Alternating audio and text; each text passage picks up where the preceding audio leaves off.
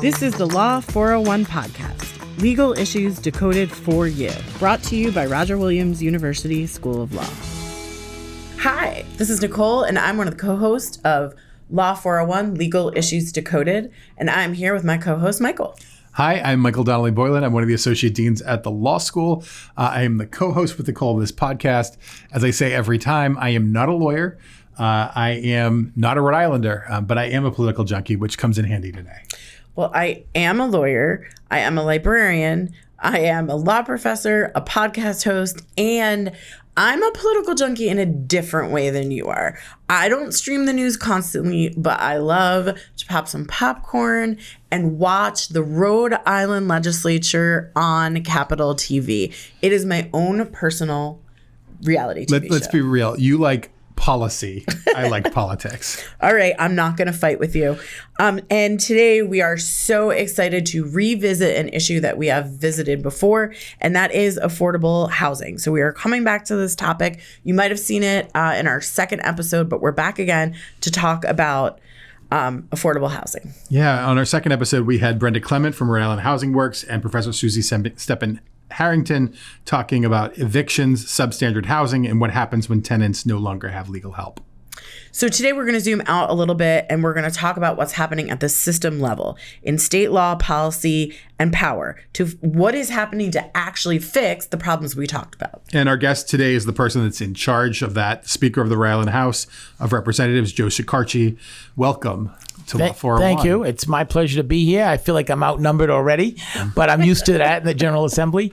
And I'll be happy to talk about not only housing, but any of the issues you'd like to talk about. So Wow. He said any other issue, and that just like that. I love to talk. I would have never guessed. That was probably the worst thing you could have started the podcast with, sir. Thank you so much for coming today. It really means a lot. We're a fledgling podcast, and it's so exciting that you were made time to do this, and we really can't thank you enough. And now we're going to grill you about housing. Housing has become a signature issue for your leadership. Why now, and why does this feel more urgent than ever? Well, first of all, people always ask me, when I became speaker, I pledged to make housing a top priority. And they said, why did you pick housing? And I say housing, I didn't pick housing. Housing picked me. It is the issue that's dominating our state and, quite frankly, dominating our country. I had the pleasure to go down to Washington and testify before the U.S. Senate on what we're doing in Rhode Island and how effective it is and what we're doing and how other states are emulating us. Everybody likes to compare us to Massachusetts, but we're leading as far as our initiatives and what we're doing. Massachusetts just passed ADUs. We did it last year. So I can go on and give a lot of examples of that, but it's not a contest. It's not a race. It's just doing it right, trying to fix the problem as best you can. There's only so much we can do as a General Assembly to help this. It's a very easy problem to diagnose. It's a very difficult problem to solve. But the problem simply is we do not have enough housing supply. And we can look at all the statistics, and I've looked at them all and analyzed them all of, rents going up, price of housing going up, and what are we doing? We are still relatively cheap in Rhode Island in terms of housing. Our neighbors, Massachusetts and Connecticut, unfortunately, cost a lot more than Rhode Island, and it's driving buyers from those two states to look at alternative housing. And that alternative housing happens to be Rhode Island. And they look at something in Rhode Island, they say, gee, it's a really good buy, and they buy it. So we have a lot of buyers for very little. It's a supply and demand issue. We have a strong demand, and we have a very limited supply. You look around historically, and you look at the data, the way the problem has been solved, and you stabilize it. You look at Austin, Texas, you look at Minneapolis, there are a few other examples, and they've increased the supply significantly. It stabilizes the housing prices. Housing prices actually come down slightly, and also rents go down, and homelessness goes down. There's a direct correlation to as rents increase, so does homelessness. As rents decrease, so does homelessness. So what we need to do is increase supply. We have been dead last in the state of Rhode Island for a long time. And the reason being is that there has been really no meaningful land reform since the early 1990s. It's been almost 30 years or over 30 years in Rhode Island. And what has happened in those 30 years is we've allowed cities and towns to make it more and more difficult to make new construction. There's a whole host of reasons they will use or try to justify their actions, which is we don't have enough school capacity, we don't have enough water capacity, we don't have enough sewer capacity. And it's really a false narrative, because if you don't have enough water and you don't have enough sewer, you clearly can't build. So those aren't real impediments. That's not an impediment not to pass legislation to make it more difficult or to make it harder. And unfortunately, that's what a lot of cities and towns have done. They've created overlay districts. They've created a lot of local regulation that makes it expensive and time consuming and very difficult for new construction. And that has hurt the private sector. It's hurt the nonprofit sector, and it makes it more difficult. We in the General Assembly have tried to address that. We've passed over 50 laws, almost 60 laws since I become Speaker, to make it easier for the private sector to build. Not just passing laws, that's not all we've done. We've made significant investments. We've passed the largest single bond in the history of Rhode Island for housing, affordable housing. There's still a lot of money to be spent. We took 25% of our ARPA money, and we spent that in affordable housing as well. We've created a land use calendar inside the Superior Court to make land disputes go faster. We've eliminated application fees for rentals. That's a real barrier for a lot of low-income homes, people who are trying to get housing in apartments. They would fill out application after application and they'd be charged significant fees. We eliminated that. We've done a lot of things that I'm proud of. I stand behind what the General Assembly has done. We have a lot of work to do. This isn't a problem. I wish you could solve it with one bill. I wish I could say, pass one magic bullet and we'll all solve it. It's not unique to Rhode Island. At a recent governor's conference, all 50 states, all 50 red states and blue states identified housing as the number one issue in their states. This is not unique to Rhode Island. We happen to be in a unique state because of geographically where we're located. That exasperates the problem here more than somewhere else. And we're a small state. We don't have a lot of open space. We don't have a lot of land. We don't have a lot of infrastructure that can support it. But there are strong signs of success in the program. Building permits are up. Now, I realize building permit is not a house, and you can't live in a building permit, but houses don't pop up overnight. They take sometimes a year or so to build. One of the things I really appreciate about how you started this conversation is that you didn't hide behind anything. You said, we know we are dead last. We know this is a problem. It is not only our problem, but it is a problem that affects people. And I think sometimes I will overgeneralize and say elected officials sometimes are not going to meet the moment where it's at. But you just said, hey, there's a problem. It's a problem. And we know this. And I really appreciate starting the conversation with that frame. Yeah. And I just have a comment. And the comment is, I think the average person, the average voter out there or person listening to the podcast typically walks in and says, I'm going to hear a lot of talk about ideas around housing. And you actually gave us a pretty good laundry list of reforms that have gone through the General Assembly in the last couple of years. I could take the entire podcast and talk about that. Well, it took us 3 years to do ADUs, accessory dwelling units. It's really big. It's worked successfully around the country. It's worked very well in California and Florida, a blue state, a red state. We had a lot of resistance passing that, particularly in the Senate, and it passed by one vote. But we got it done. And now we're starting to see the effects of that. That's the number one priority for AARP and Rhode Island College Democrats. Why such two diverse groups have that as a number one priority? Because housing's a big deal. Mm-hmm.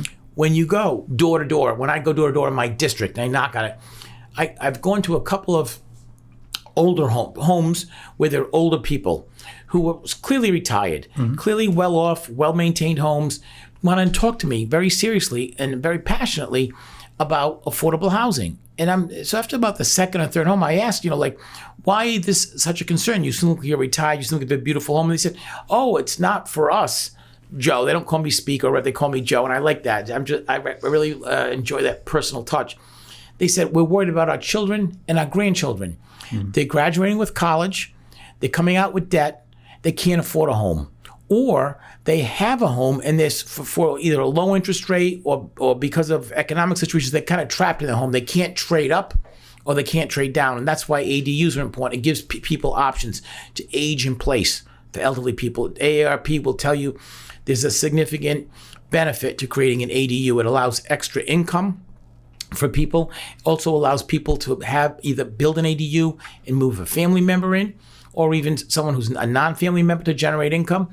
or a family member to take care of them, or for them to move in, and then they can rent or sell or lease their home. They like their churches, they like their stores, they like their neighborhoods, they don't want to leave. But they also recognize as we get older, we might not be able to make it up as easily to the second floor of a home. We might not need a big home to clean. So there's a lot of benefits in ADUs. We're starting to see those enacted and being built in Rhode Island. I left this morning, I met with Brad Dean. He's the owner of Dean Warehouse, and he has started an ADU. It's outside of his, on Jefferson Boulevard in Warwick, outside of his warehouse. He imports them from Ireland. They're modular ADUs. He has all different sizes and shape. They're a fraction of what we can build here in Rhode Island. Can you do me a favor, though? Can you define ADU for the audience? Certainly. It's an accessory dwelling unit, and it's typically referred to as a granny flat or an in-law apartment. And what we've done with the legislation, we allow people to convert their garages or even construct a new ADU, accessory dwelling unit, on the same property. So there's limitations about it in terms of size and where it can go. In terms of local control, we still have that. What people don't realize is that every one of these 50 so plus, almost 60 plus bills that we've passed, we still leave local control. We in the General Assembly never say yes or no to any project. We leave that to the local people. We've made the process easier. Instead of 3 hearings, you have 2. Instead of 2 hearings, you have 1. Instead of 1 hearing, maybe you can get it done administratively. But we never say yes or no to any project. We always leave that to local control.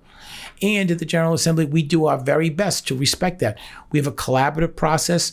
We have 2 study commissions that meet year-round.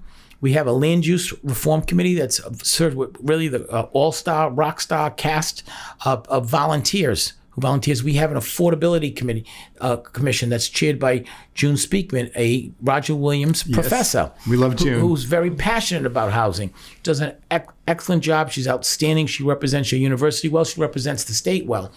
June, we talk about the popularity of politics. Had a primary in the last election. She had an election last year with somebody who was very much against housing and ran against June because of her pro-housing positions. I was happy to say June won overwhelmingly. Same thing happened in Coventry. We had a senator, Lou Reptakis, someone running against him because he supported the so-called Shekarchi land use package, and he ran against him. Lou blew the guy out. We saw the town council in Narragansett, which was very much against the housing package we passed. They doubled the setbacks because we passed laws to decrease them by 50%, so they doubled them. We saw the entire town council, the ones that were running for re-election, who voted for the ordinances that would thwart the housing package, lose very handily in Narragansett. We saw the bond pass overwhelmingly. This is the issue. If you look at any kind of polling or data, and I read a lot of polling, you'll see the number 1, number 2 issue is healthcare and housing, and they flip-flop back and forth. So depending on which poll, sometimes it's housing is number 1, sometimes it's healthcare is number 1. So I want to ask a question about the relationship between the state and the municipalities or towns. The state, when it's talking about legislating on issues related to housing, the state isn't saying, hey, municipalities, we're taking away all of your power, ha ha ha. Instead, the state is saying, hey, you are our friends. We are exerting our power in a limited way on an issue. And then, we need to create more affordable housing. And then you take it from there. How does that work itself out? So that's a very good question. Let's kind of back up a little bit. I know this is a legal question, but what most people don't know is that cities and towns are not entitled to any... First of all, I love that our guest backed me up. Yes, thank you. So let's back up for a moment. Not you, but just where we are. There is no power to have any zoning for any local cities and towns. They get that from the General Assembly. So what is that called? It's basically enabling legislation. The General Assembly enables cities and towns to zone their local communities. We can also take that power away. That's a very dramatic statement, and I've never really threatened anybody to do that. But we have that ability legally to do so. So where the cities and towns get their authority to regulate isn't inherent to them. It's from the powers of the General Assembly. In addition to that, it is a partnership. We're all in this together. We passed a law many, many years ago, 30 plus years ago, that each community must do 10% affordable housing. Only the major cities have met that requirement. Others are trying very hard to meet it. Some are not trying at all to meet it.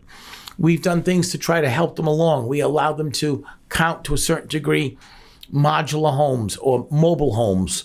We've done certain things that we've tried to help them and stimulate. We're all in this together. Some people complain that I'm too strict about housing and I push too much on local communities. Others say I don't do enough.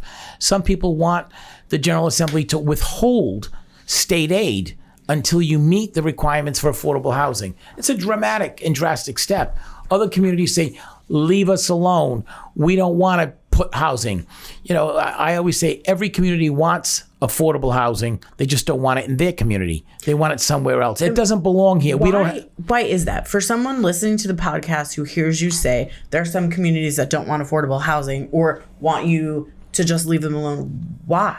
They have a fear of affordable housing being some kind of a low-income housing, that it's a minority-based, and it's a prejudice, to be quite honest with you. They won't say it. They won't admit it. You talk to somebody, I don't have a problem with this development in my neighborhood. I'll be fine with it. But you know what? My neighbors, they don't like that kind of it. And it's really a pseudonym for themselves. And the reality is a lot of people have a silent or quiet prejudice against affordable housing. And they have a misconception about it. When you say the word affordable, what people don't realize is that housing is a very big, broad category. You have market rate housing, you have workforce housing, you have affordable housing, you have low income housing, like in housing authorities, and then you have homelessness. And we can go down the whole list, and each one of them is unique, and each one of them has different problems and different solutions. But the one thing we all share in common is we don't have enough of any of it. We could use more housing at every single level. Unfortunately, a lot of the housing authority money came from the federal government. We can't expect any help. We're where we are right now. HUD is being cut. HUD is being asked to take money back from communities, from well-run housing authorities, and not invest in any new housing. We're lucky to keep the housing we have. We're lucky we can preserve it and update it and modernize it when we have the opportunity.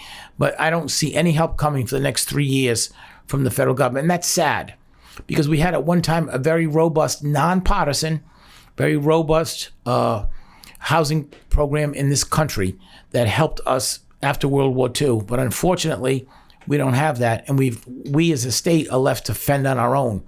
I'm heartened, though, to see that Elizabeth Warren, Sheldon Whitehouse, and several others were able to pass some legislation to actually start the dialogue and talk about funding, talk about looking at different avenues. That we need help from the federal government, states need help, the cities and towns need help from the state. We're all in this together. This is a big issue. It's not going away. We can talk about it. People can say, I'm going to triple the number of housing in a year. That's fantasy land. And if you believe that, then, I'm going to give you the winning number for Powerball, if you vote for me. That'd be great. Yeah. The reality is this is a very serious problem. It requires serious solutions, and it requires people to understand how we got here, where we are, and what's the best way to do this. And like I say to everybody, I don't have a monopoly on good ideas. I don't have a monopoly on solutions. I'm a very collaborative person. That's why these study commissions are meeting year-round. They're open to the public. We not only encourage you to come and testify, we solicit different ideas, different opinions. We had somebody come in from Pew Research in Washington, D.C., come and address the committee and say how Rhode Island is leading the country in creative ideas to solve the problem. It's a validation of the work we're doing and how we're doing it. We're looking at creative and different ways to do conversions, to take old factories and making it easier for them to convert. I mean, think about it. You had a factory, you had manufacturing, you had heavy-duty electrical service, you certainly had water and sewer capacity there, and there's all these impediments to turn a factory into housing, which is like down gradient for what it was. We have to make that process easier. We have to look at places like Pawtucket Memorial Hospital. That should be relatively easy in terms of a zoning aspect. I have no idea of the condition of the property and if it needs repairs, but I'm talking about strictly from a zoning aspect. That it was a hospital. That should be very easy to convert that into housing of some type, whether it's elderly housing, whether it's affordable housing, whether it's low-income housing. Maybe it's a combination of all of the above. Maybe it's a homeless center or a homeless shelter. There's a lot of ways you can serve the community with reuse of existing property. So if you had a factory there, why is it so difficult to put housing there? Let's take a pause here for a second. One of the things we do with the podcast is we try to introduce the public to legal issues, right? And one of the topics that comes up a lot in these kinds of conversations is preemption. That's when a state law overrides or limits a local law. In this case, when the General Assembly says, nope, every town has to allow certain types of housing. It's this really important principle. And when you're having these conversations about how these groups collaborate with each other, I think it is important to remember who has the power. And so can the government just preempt and say, hey, you have to have this 10%? Like when you were talking about fair share, how does that work? So that's a law that's been in place for a long time. We have comprehensive permits to help permitting process to do that. You talk about preemption. So there are certain situations where we at General Assembly do step in and we set certain floors or ceilings. Mm-hmm. That doesn't mean we force a particular number, but for example, there was a community issue, primarily in Narragansett, saying that you couldn't have more than 2 people or 3 people living in a home that were unrelated. I think it was targeted toward URI students, but it had the effect to target everyone else. So we changed that and we said, you can still have those laws and ordinances, cities and towns, but there can't be any more or less than 5 or per bedroom. If you have 5 bedrooms in a house, you should be able to have 5 unrelated people. If you have 4 bedrooms, then you should have 4. And if you have 3, it should be 3. So it's capped by the bedroom count or no more than 5. So this way we allow more people to have availability and access to housing. That's a preemption. That's an example of the state mandated preemption. That now cities and towns could change it and go higher, but they couldn't go any lower than that.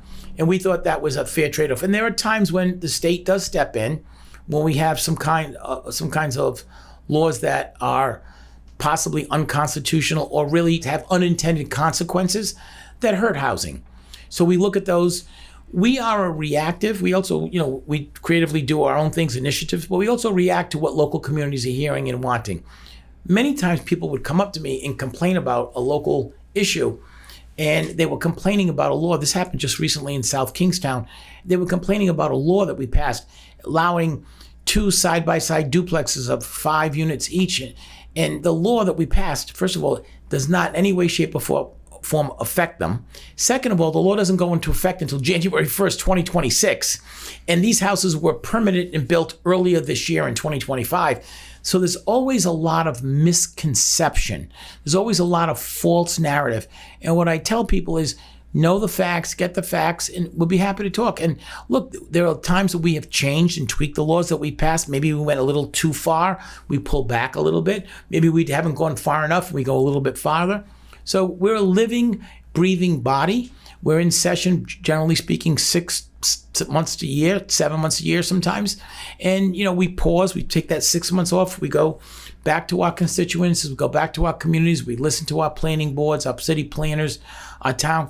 What I will tell you, when I first started this process, we got a lot of pushback from the League of Cities and Towns. But this year, I was proud to say the League of Cities and Towns supported our housing initiatives because we worked with them. They wanted to change some stuff regarding solar legislation and taxation. We supported them on that. They supported some of our housing initiatives. So we have a good collaborative working relationship. And I invite there's an association of planners. I invite them to do this. Some planners felt, oh, this is extra work. This is too much work for me. Well, I'm sorry, there's a big crisis here. We need people to hold these positions to work. We've made it easier to employ new planners.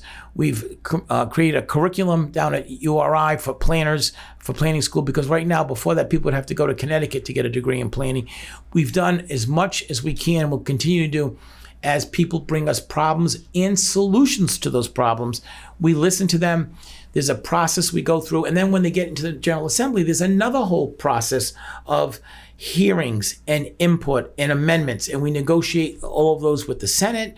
We negotiate them with the stakeholders. And then we ultimately negotiate them with the governor, whether he signs them. And to his credit, the governor has signed every housing legislation, piece of legislation that we have sent to him. You just mentioned the idea of misinformation and checking your facts. And that is a big part of what we're doing here. which is we don't need to talk to hear ourselves talk. But I think we both, and our institution feels really strongly that public access to legal information could be done better. And this isn't this, we're not doing everything, but our podcast is doing something. Mm-hmm. And I think even you just explaining the collaborative process and how this works, makes so much sense and really is beneficial to our listeners. Absolutely. Rhode Island has been aiming for 10% affordable housing since the 90s. How do you think we get there? At some point, the communities that are not trying to meet the goal and not improving, there needs to be some kind of a penalty for that. Right now, the way the law is written, it's a goal. And if you don't make it, there is no penalty. So we need to get there. And I think people need to understand that, as I said earlier, we in the General Assembly never say yes or no to a project. That's all done locally. So if they're concerned about housing, they're concerned about homelessness, they're concerned about the high cost of rental, they have to support more of a supply. And that means sometimes new construction. That means not just new construction, but conversions. That means that when your local town council or zoning board or planning board has an application for more housing, you need to support it. Now, every case is different. Every case is unique.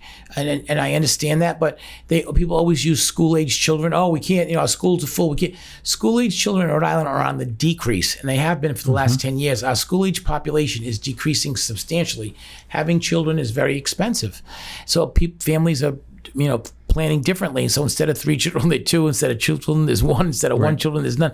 I get all that. Those are all personal decisions among a family, but they should not be used as an excuse not to support new housing. We have plenty capacity in our schools for more housing. Yeah, we desperately need new housing in this state. I mean, this is one of the oldest housing stocks in the country, as we learned in episode 2.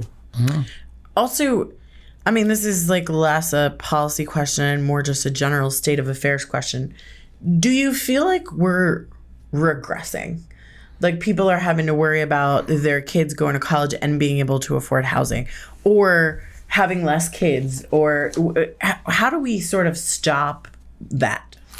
I think a lot of that is a mindset. I think I don't think we are regressing. I think in Rhode Island, we're doing our part and we have a path forward.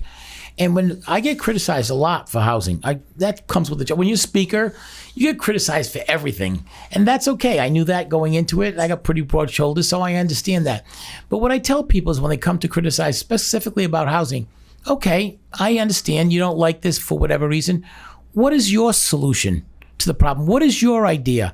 How do we address this? How do we fix it? And doing nothing is not an option. So if you have a better idea, I'm all ears. I'm all open to it. I'll hear it. We'll debate it. We'll study it.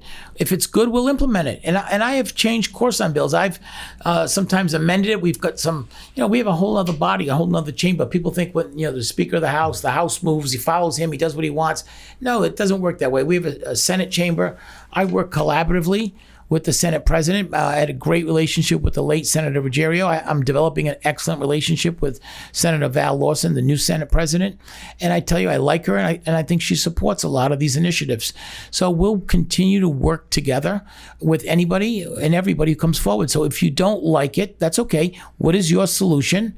Let's study it. Let's bring it before these commissions. Let's bring it before the House Affordability Committee. Let's bring it before state government or finance or corporations or whatever committee it goes, and let's see or maybe it's municipal, the municipal committee, and let's see what happens. So I understand that people feel frustrated. I think it's more of a national problem.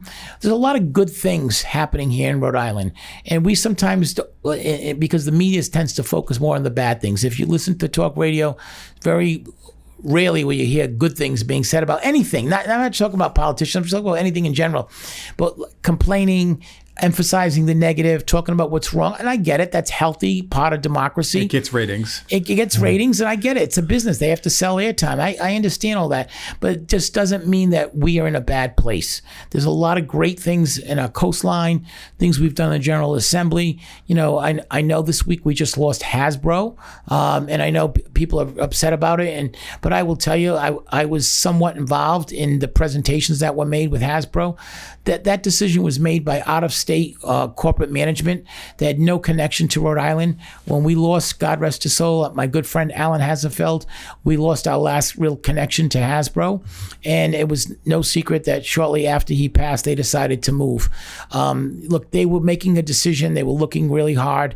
They wanted something. It wasn't money. It wasn't a financial package. We offered them a very substantial package, not too far from where we're sitting in this podcast right now, in the 195 Knowledge District. We offered them free land to build a building. We also said to them that even if you don't build a building, we have somebody who will build it and you can lease it to them. The state was prepared. I was prepared to bring to the House floor a $1 million subsidy every year to Hasbro to stay. They were not interested. They wanted to move for two reasons that we don't have around. They wanted to go to a talent pool, an employment pool that had a lot of experience in gaming, online gaming. Hasbro is a company that's in transformation. It's not the G.I. Joes and the AI Monopolies. gaming, yep. Yeah, it's iGaming. That's the profit motive for the future, and that's the profit center. That's what's driving Hasbro.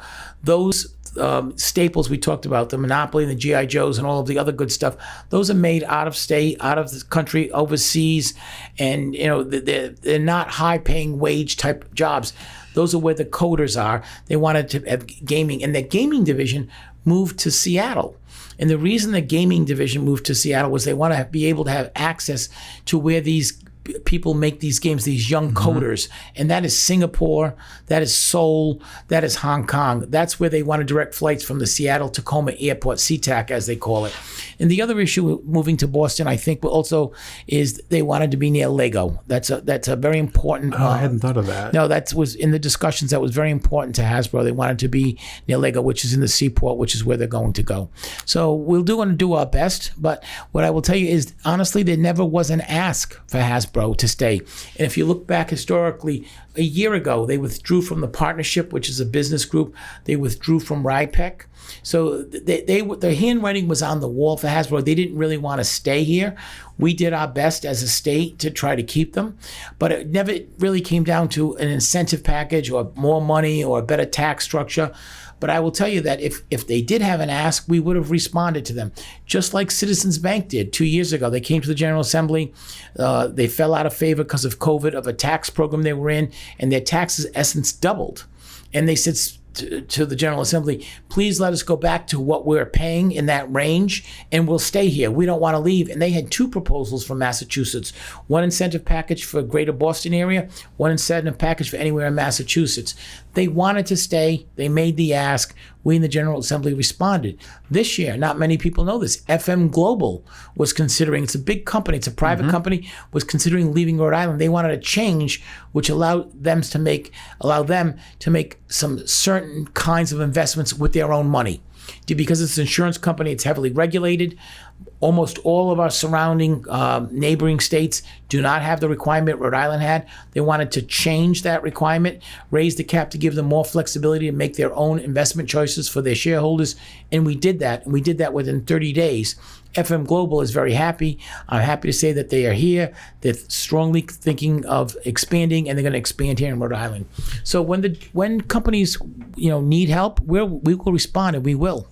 I want to talk about that theme of sort of getting proximate, to quote Brian Stevenson, which is, you said, if I come up with a solution and you don't like it, you can't just complain about it. You need to come up with another solution. And that is driven based on you putting forward the people who are struggling first instead of yourself and your idea, which is really refreshing. And it's nice to hear that that's similar when it comes to these other businesses, that it is about the state, it is about the people impacted. And I think that that's just like a nice thing to hear, like a refreshing thing, that it's not about you. It's about the state. It's about the people. It's about the problem, to be honest with you. And what's the best way to solve the problem? We have to recognize it. We can't hide.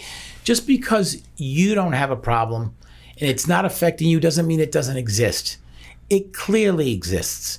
It exists, and it's going to exist for your children and your grandchildren, and it's not going away unless we as a state do as much as we possibly can. Look, I can't control, we as a state of Rhode Island can't control interest rates.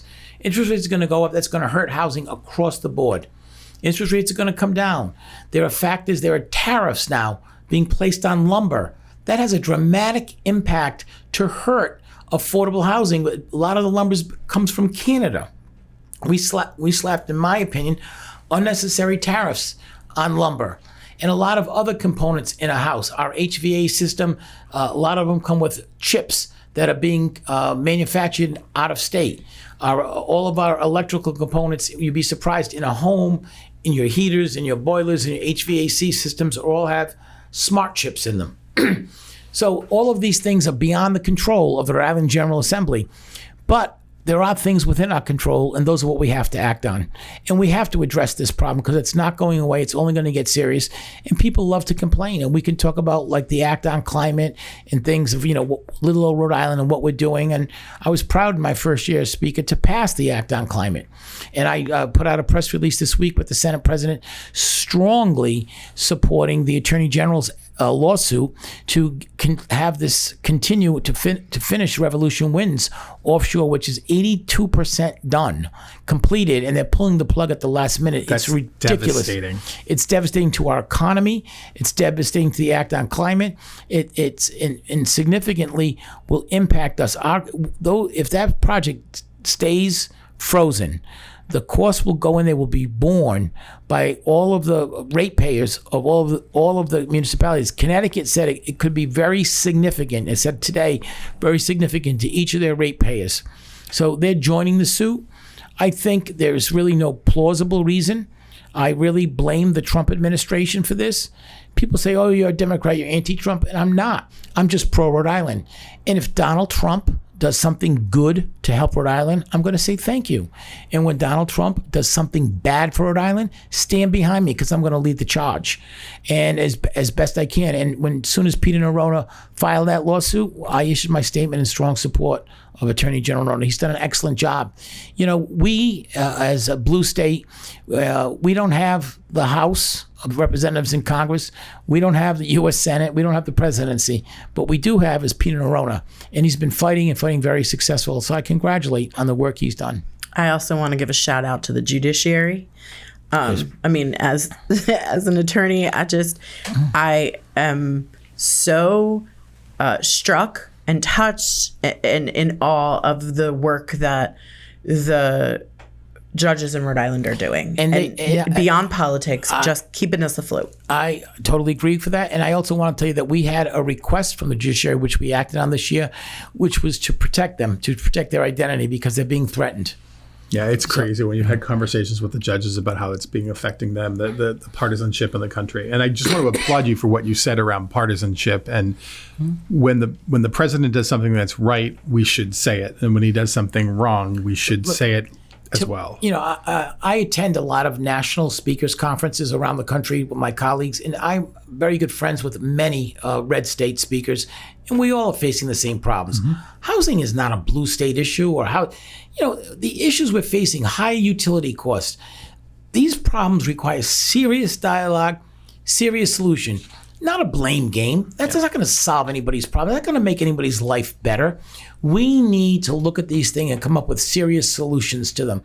I don't care if it's a red solution or a blue solution. If it's a good solution, I'm for it. If it's going to help my state, I'm for it.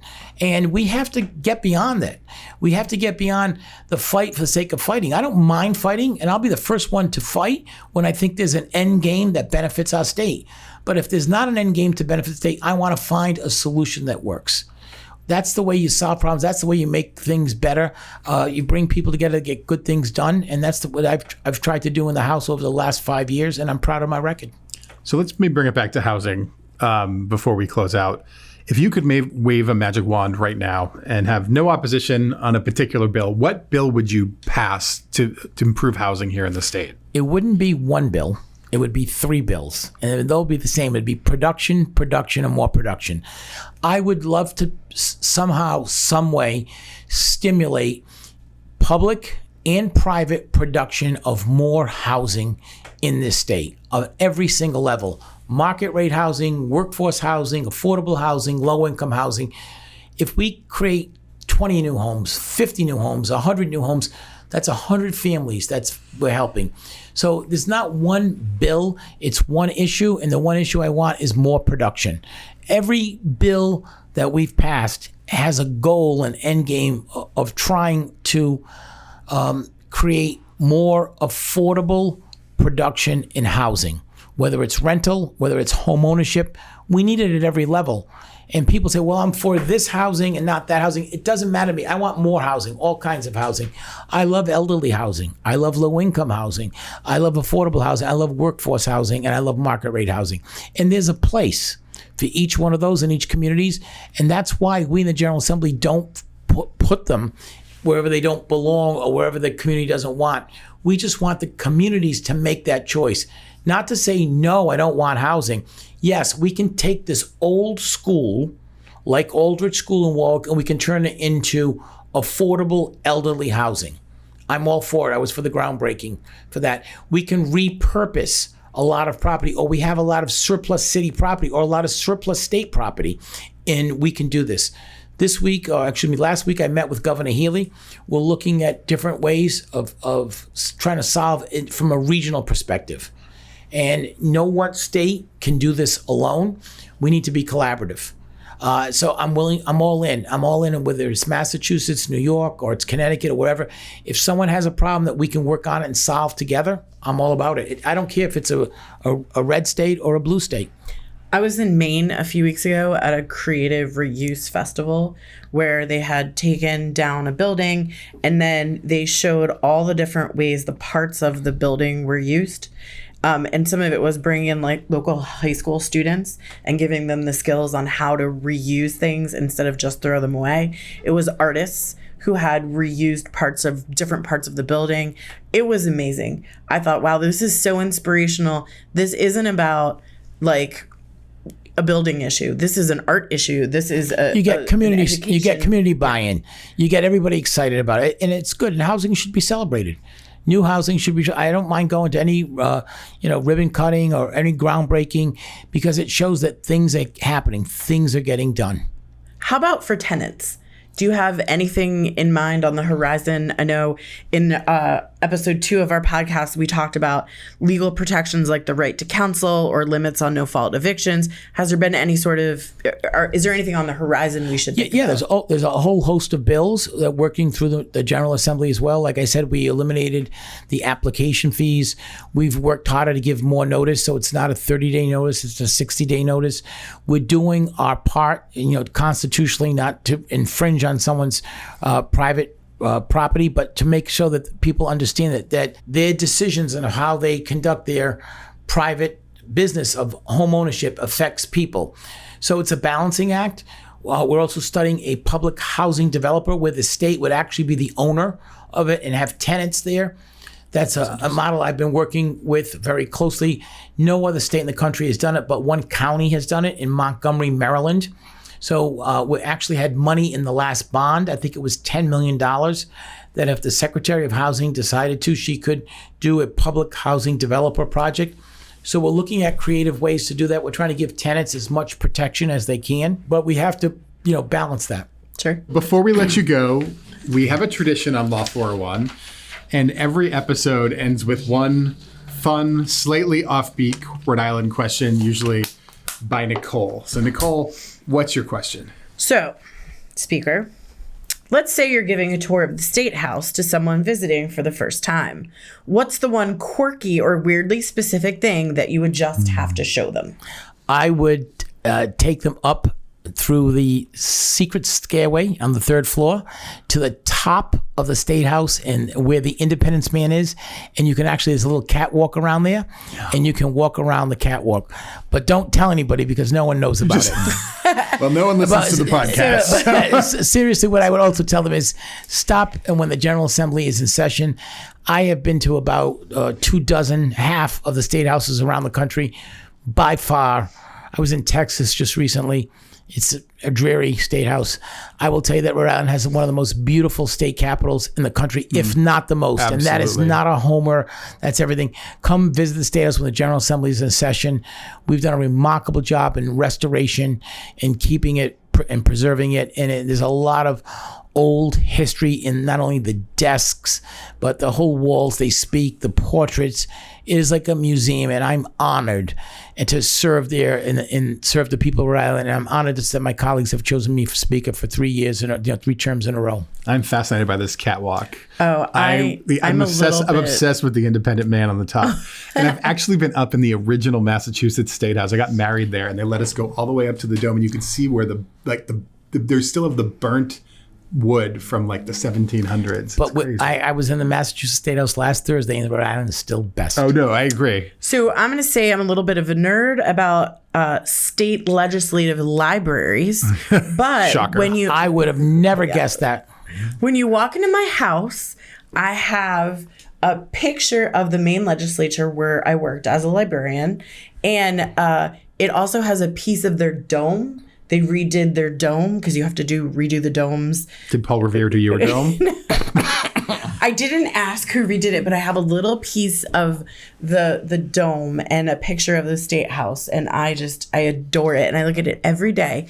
My little fun, this isn't that fun, but it is an interesting piece of State House trivia fact is that there was a neighborhood there before it was the State House called Snowtown. And so I looked up, there's a website called the Snowtown Project, which talks about this neighborhood. And I believe it was mostly African-American people. Yeah. And were some of the decisions of where to locate the State House. And I thought that was really interesting and would sort of love to dig in more on that. And I would also love to have you back to talk about elderly housing because I have a whole bunch of questions and I'm super interested in that. Sure. I have my own Rhode Island State House fact, by the way. Oh. I know, shocker. I'm obsessed and haven't done it yet, but I want to get up and see the Gilbert Gilbert Stewart painting of George Washington. So It's beautiful. Yeah. And somebody said in the last session, because we were in a budget crisis, we should sell that. We can get millions of dollars for it. Don't. And I said it's not for sale.